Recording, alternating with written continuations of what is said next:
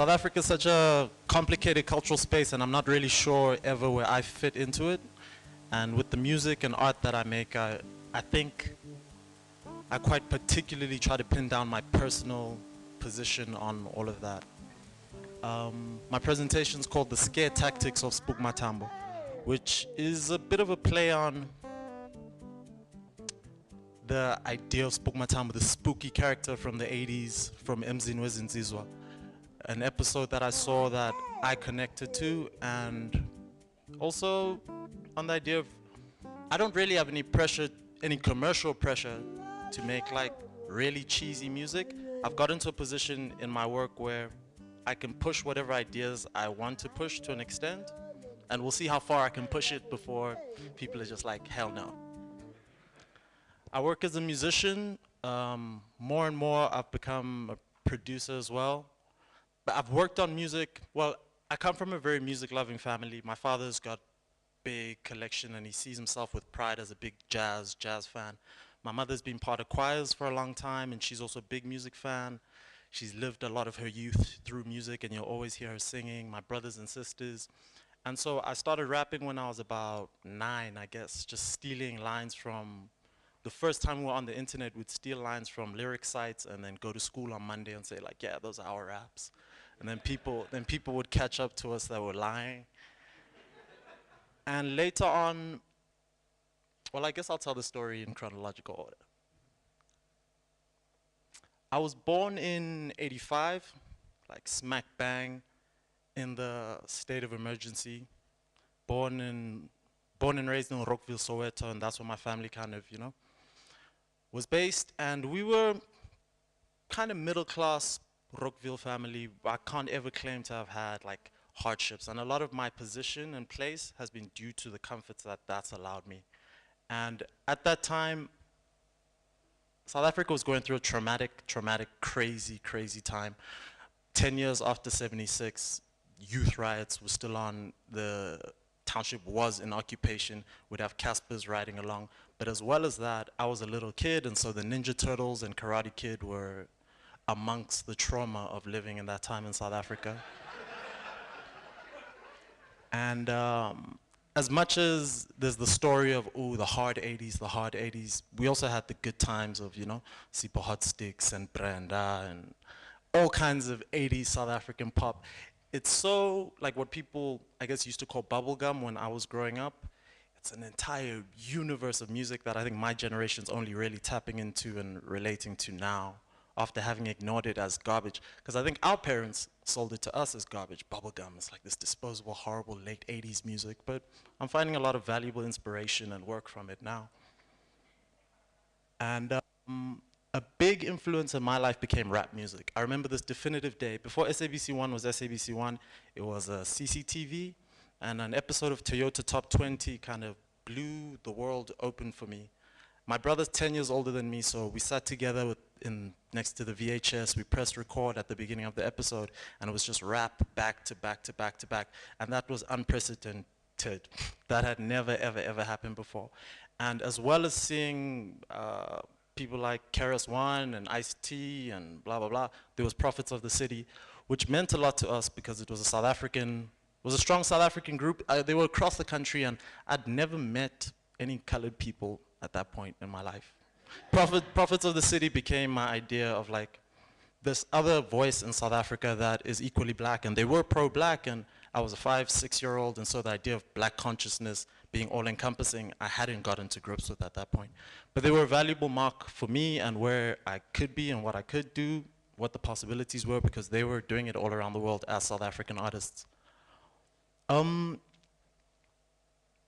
The most crazy, turbulent years, I guess, were when my consciousness grew and raised, and I was going to school, and then there'd be the roadblocks or a lot of trouble with hostels and riots, and just around the country. The country felt like it was on fire for my young mind, and a lot of the art that I make isn't necessarily me trying to explain history or explain what other people feel. It's me articulating my sentiments, like my personal feeling of that time, and that's what a lot of it is. But then, boom, 1994, the long queues. You've seen the aerial shots of the long voting queues. By then, we had moved from Rockville to Sandown, and for me that was a huge culture shock.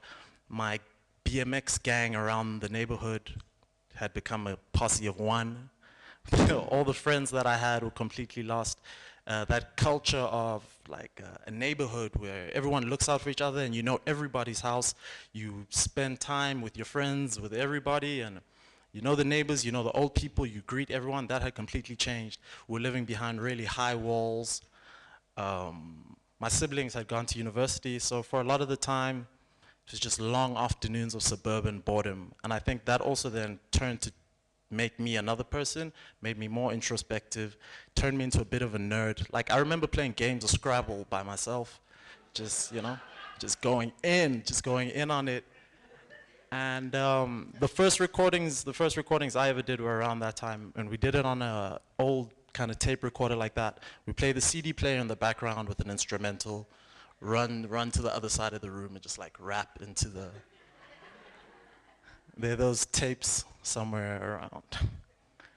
Another big like, I think it's like a personal kind of creation myth was when we moved to the neighborhood, it was a big change from our house. Our old house had like one peach tree. Then all of a sudden there are these huge pine trees and trees everywhere, trees everywhere. During stormy Johannesburg summer rain, there's like lightning, and Brenda Fassi's Too Late for Mama kind of became a reality for, not that it was too late for my mom, she's in the back. But we had a really scary day where the swimming pool got cleared out, the electricity fuses got blown, lights kind of popped out of the wall, a huge tree was cut in half, and that image and that day and that time kind of struck with me. And this, I think, added to my sense of enjoying horror and enjoying like a stock sense of scary stuff. And that was me in 1996. My father worked in IT, so I was pretty much into gaming for a long time. And the suburban boredom also meant a lot of time for reading, which was great. You know, I got to explore far, far distant places and a lot of ideas that were beyond my years. I remember we had a stack of religious books, and but like very much like Islam, Judaism, Christianity. And there was a strong time where I wanted to be a priest, then I wanted to be an imam, you know? Then there would just be these strong flips just from getting into these worlds and discovering far distant places in complete isolation of what was happening. I mean, it's not like we went on an island far, far away. Santon is right here, and every week we'd, you know, see family everywhere and we'd move around. But there was a sense of big isolation. You're behind the walls, not driving, so walking everywhere. Yeah, it was this special kind of suburban island. And then a special time machine came. A special time machine. Anyways, my father's colleague moved to Cape Town, and he gave us his entire record collection.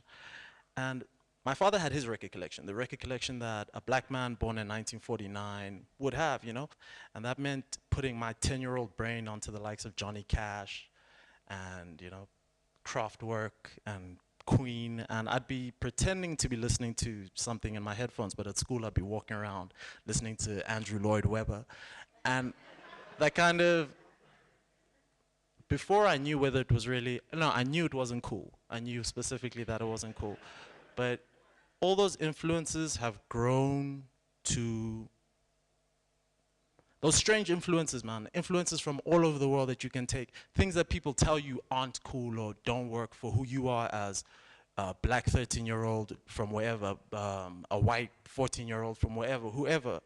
But those influences, the sum of them add up to your original ideas, and it's all about taking as much information from everywhere to create your own personal future, and for you to say who you are in South Africa right now, not for you to be defined and for people to say, you're the blackest white guy, you're the whitest black guy, or this or that, you know, but for you to do your thing the way you can do it.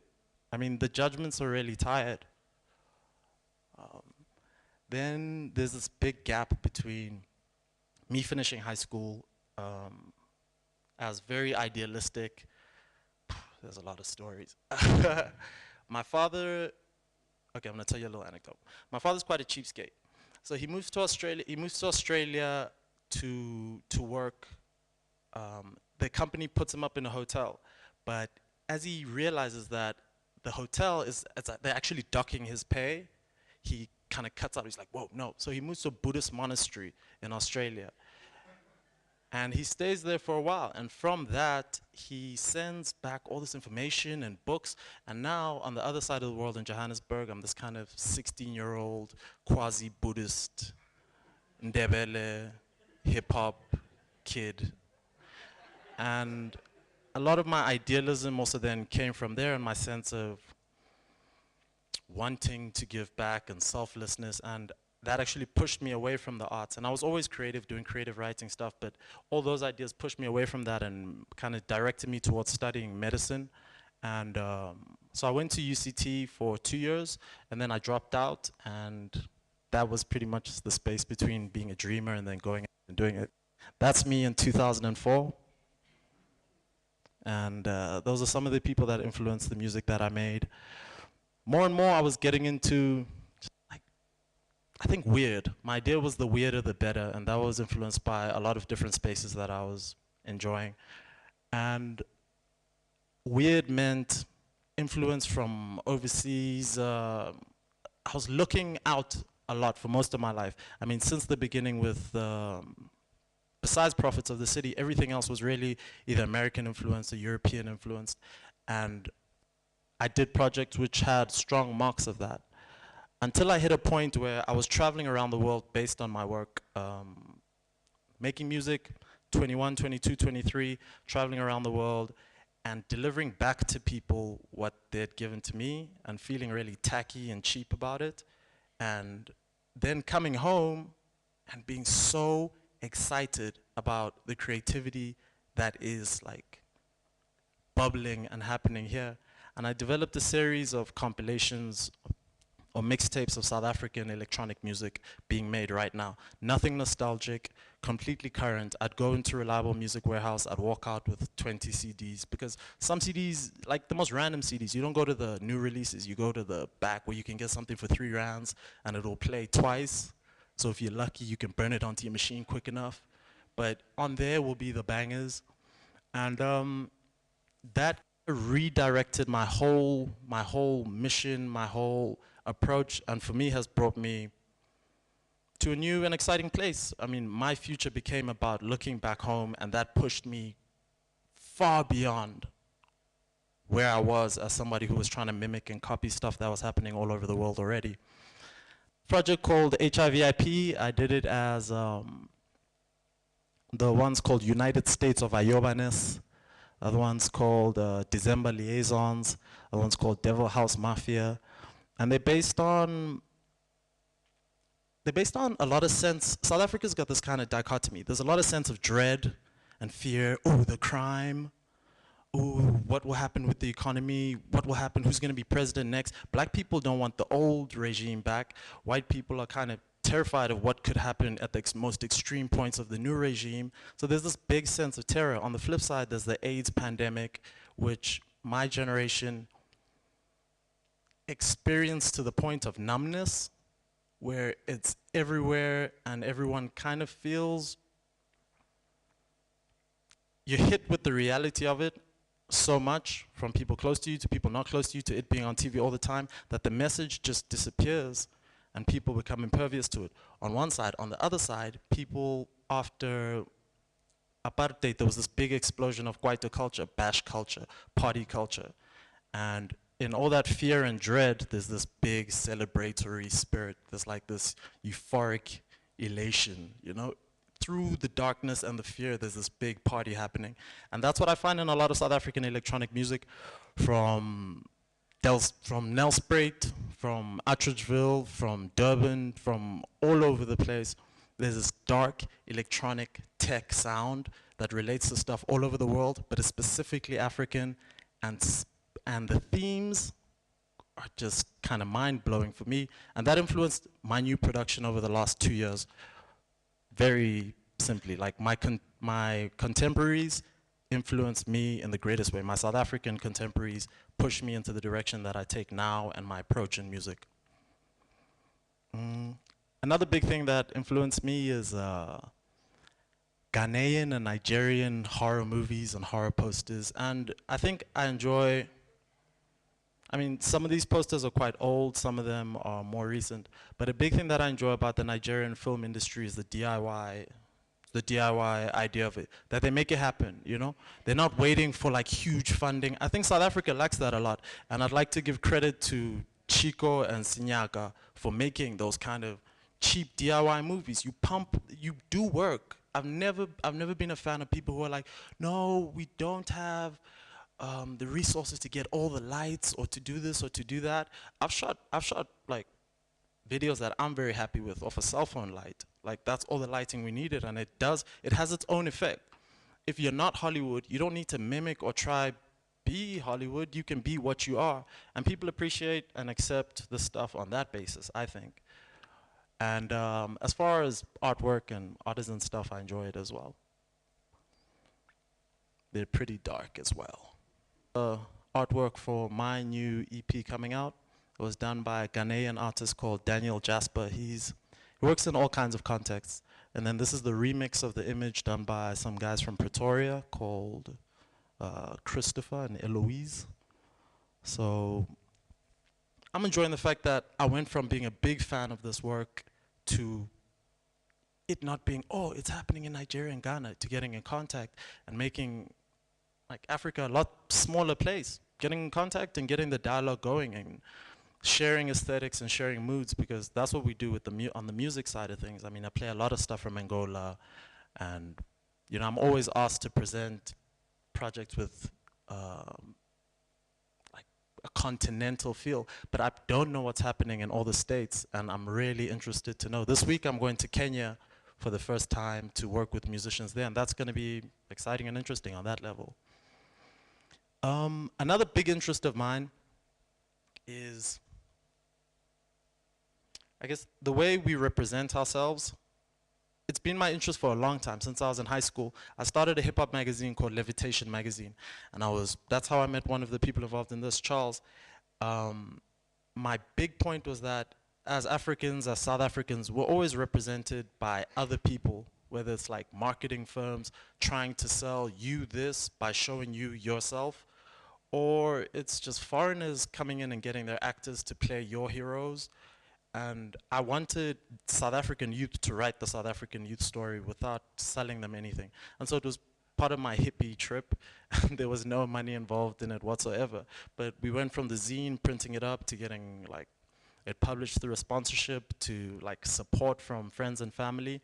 And it ended up being a really honest work. But my interest in it was representation. Now this is an artist called PIETER HUGO. He's a South African photographer. He's an Afrikaans guy from Cape Town. I've collaborated with him on a music video, but he gets a lot of criticism from, he did a series on Nollywood as well, and he got a lot of criticism from Nigerians saying that he's just going back to the old colonialist idea of portraying Africans as, you know, savages, as these crazy wild animals just biting into each other's necks. Because he went to Nigeria to shoot a series on Nollywood, but he found that everything was too slow and too tame. So he did an intervention, you know, he's an artist, so he made an intervention. And that's the stuff that he came up with. But my point in all of this isn't to show you this as being interesting or amazing, but it's to say that the more we don't represent ourselves, the more people like Peter with the clout and the connections will make entire careers out of misrepresenting us or representing us the way that they want to represent us. Because it's not even about misrepresent, it's just that he's doing what he wants to do. And I urge everybody else to do what you want to do and, you know, not complain, but like come forth and do it. This is a photographer from New York who travels around the African diaspora, but her work, as opposed to Peter's is very like posed and styled. I mean, there's no little midget with a He-Man sword just hanging out in the bushes of Nigeria. That doesn't happen. But this stuff isn't fashion or styled or anything.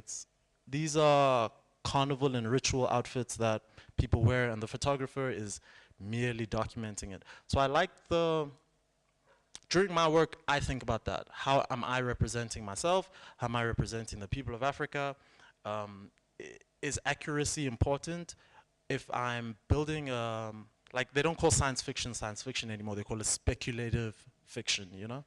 If I'm building this kind of speculative fiction, how accurate do I need to be, or is it just like the boundaries of the imagination? But she's capturing stuff that is really crazy. I mean, look at this, but it's real. These people do this in their lives. This isn't an intervention at all. I put out my first album last year, my first big project that I produced, and it was called Mshinwam. It is called Mshinwam. And the cover art was done in collaboration with Michael McGarry, an artist from Johannesburg, who I think works a lot with representation as well. And for me, the title Mshinwam was, I get asked about it all the time, and there was a point where I was like over-explaining it. In South Africa, it's kind of obvious, but around the world, it's not so sure, and people are like, Mashuguna, why? You know, it's not very specific at all. But for me, the layers of it are very deep. I mean, on one side, people who sing the song Mshinwam say, I mean, a lot of people like AK-47, and that's the literal, you know, the cover says that. But then the other side, people talk about the Industrial Revolution, and that's my machine, not my machine gun, but my machine. So, you know, Letu Mshinwam, I want to build, I want like my own means of production, I want my own means of control. And for me, doing my first album as an electronic music artist, I thought it was a fitting title. That was my means of production, that was my machine, that was my take on techno music. And my name's Spoek Mathambo, Nthato Mokgata. Thank you very much for taking the time. Lots of love.